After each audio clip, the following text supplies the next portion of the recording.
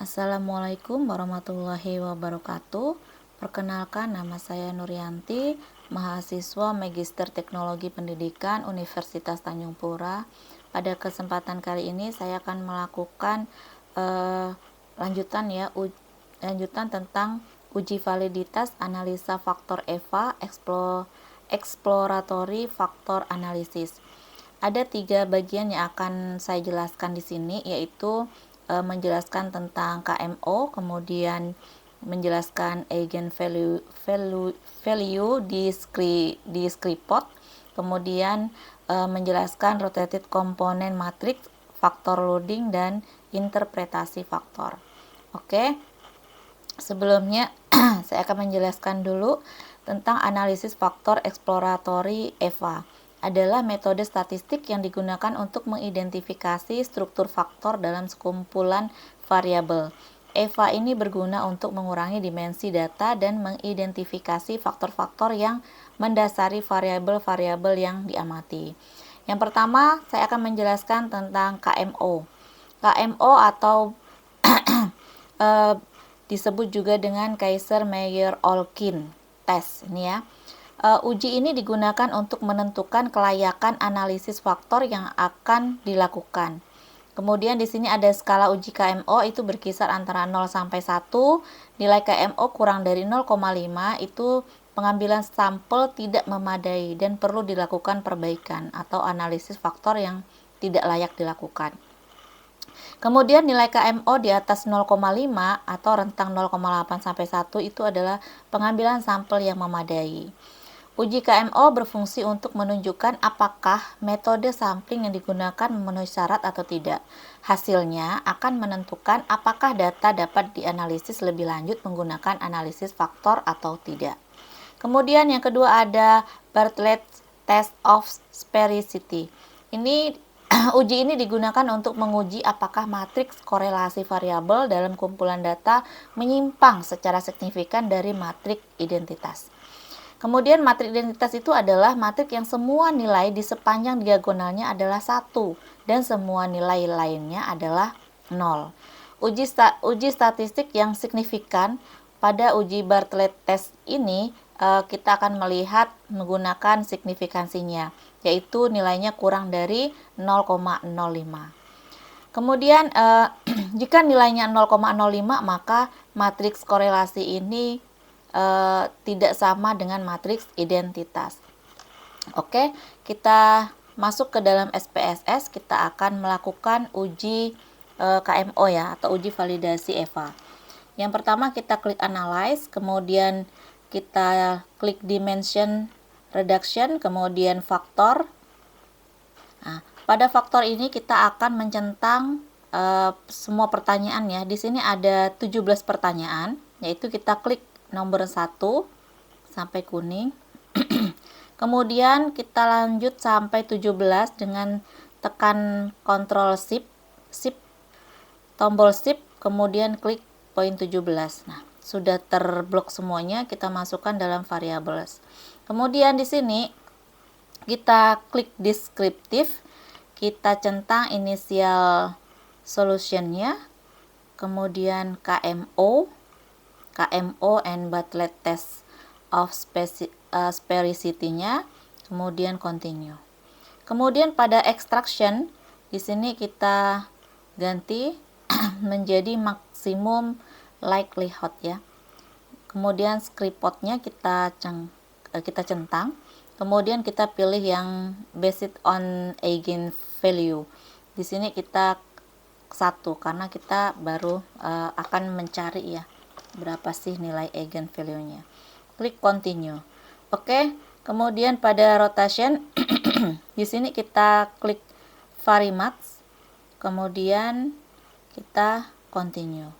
Lanjut pada option. Di option ini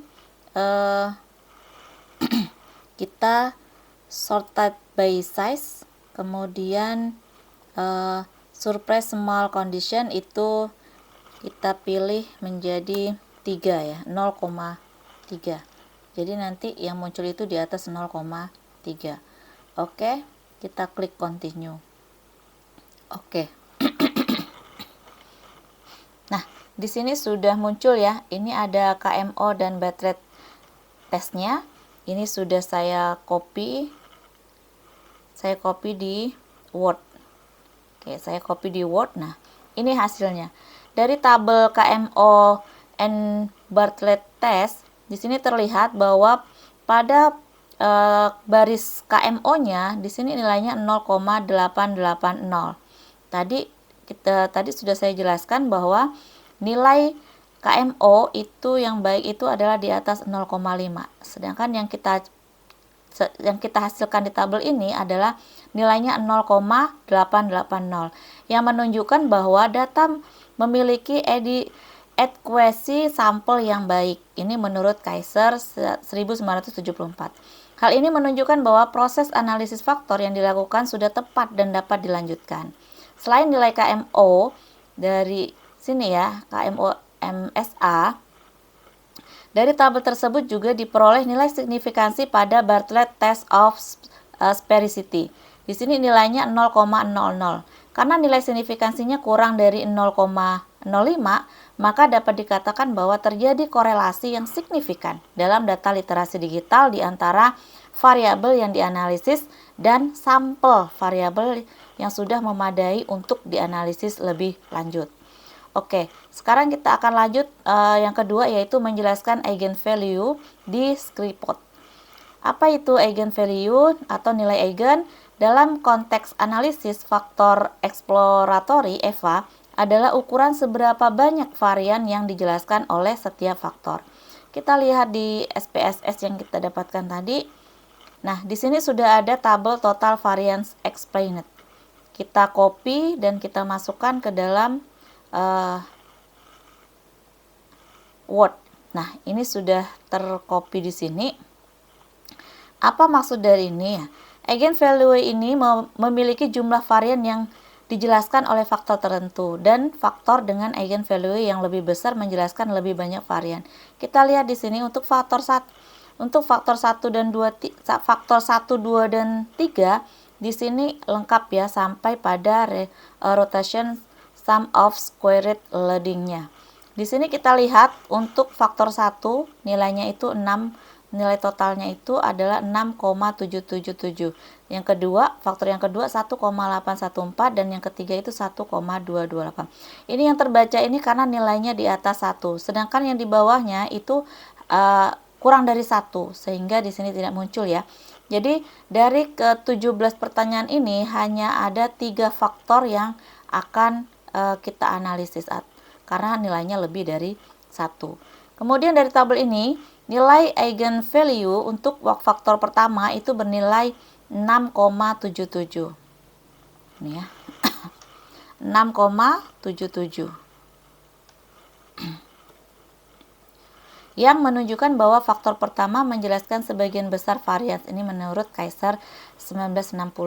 Nilai eigen memiliki jumlah total varians yang dapat dijelaskan oleh komponen utama tertentu.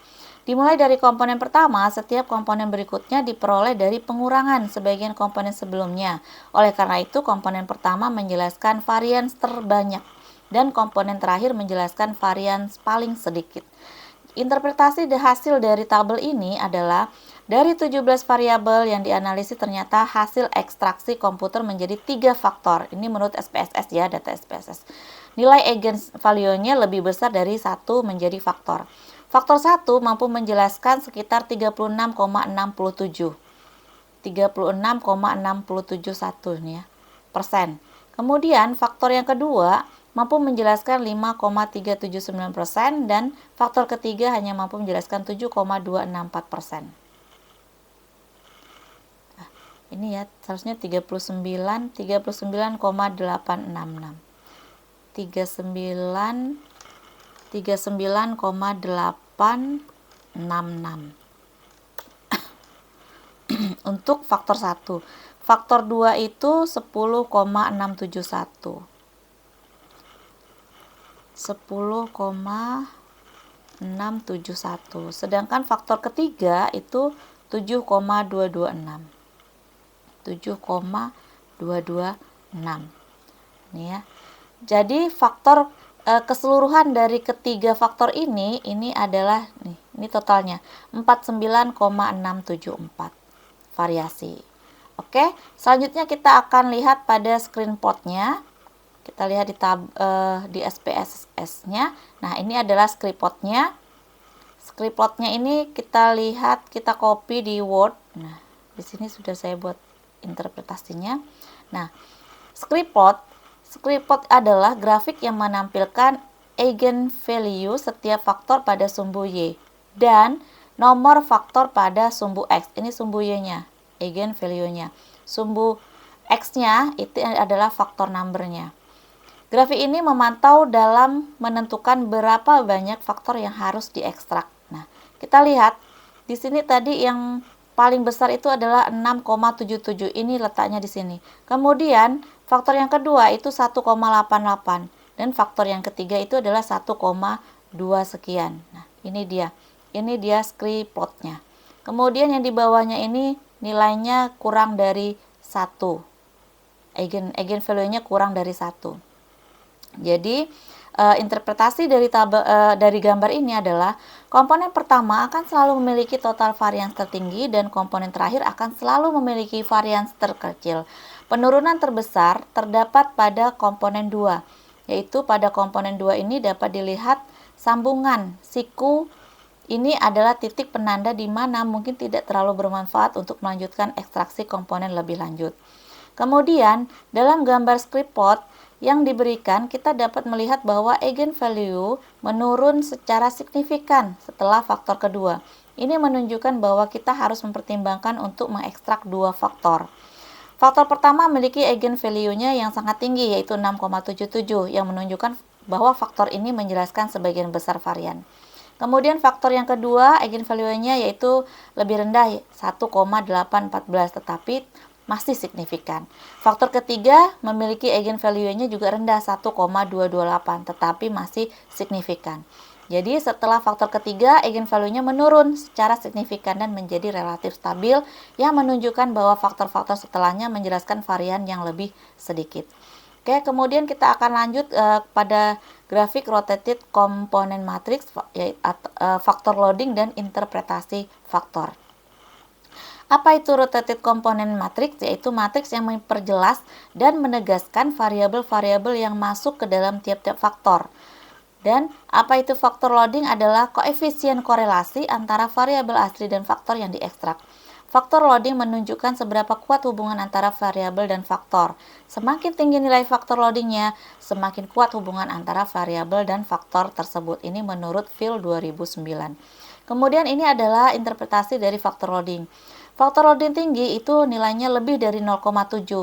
Artinya menunjukkan bahwa variabel memiliki hubungan yang kuat dengan faktor tersebut. Kemudian nilai loadingnya besar, nilai sedang itu antara 0,4 sampai dengan 0,7. Ini menunjukkan bahwa variabel memiliki hubungan yang cukup dengan faktor tersebut. Dan faktor loadingnya rendah, kurang dari 0,4. Artinya variabel memiliki hubungan yang lemah dengan faktor tersebut. Nah, ini adalah tabel dari rotated factor matriksnya. Di sini kita lihat faktor 1 itu memiliki nilai di atas 4 ya, di atas 4 nih. Kemudian faktor 2-nya dan faktor 1 itu pertanyaan yang masuk dalam faktor 1 itu adalah 2, 1, 4, 3, 5 ini ya. Nah, dan ini faktor yang kedua nilainya kita lihat nilai yang di atas 4. Nah, ini ya. Ini berarti dari 8, 11 pertanyaannya, 8, 11, 13, 15 sampai dengan 14. Kemudian untuk faktor ketiga itu kita lihat nilai di atas 0,4 itu ada 12, kemudian 17, 16. Oke, kita lihat interpretasinya. Pada tabel di sini kita akan membagi menjadi 3 faktor. Faktor 1 itu kita lihat sebagai kepuasan dan motivasi dalam penggunaan TIK untuk belajar. Dan masuk dalam faktor loading tinggi. Ini adalah itemnya, item 2. Artinya pertanyaan yang kedua. Ini nilainya.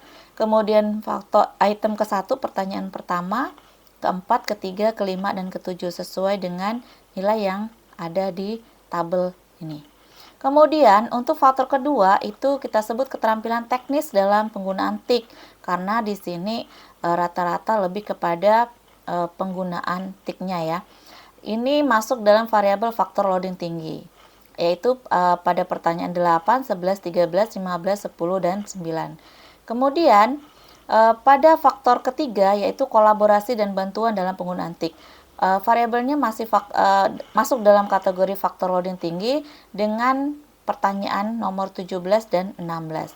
Interpretasi atau kesimpulan dari rotated faktor matriks ini adalah ada 3 tadi ya, kepuasan dan motivasi dalam penggunaan TIK untuk belajar, keterampilan teknis dalam penggunaan TIK, dan kolaborasi dan bantuan dalam penggunaan TIK. Mungkin hanya itu saja yang bisa saya sampaikan, kurang lebihnya mohon maaf.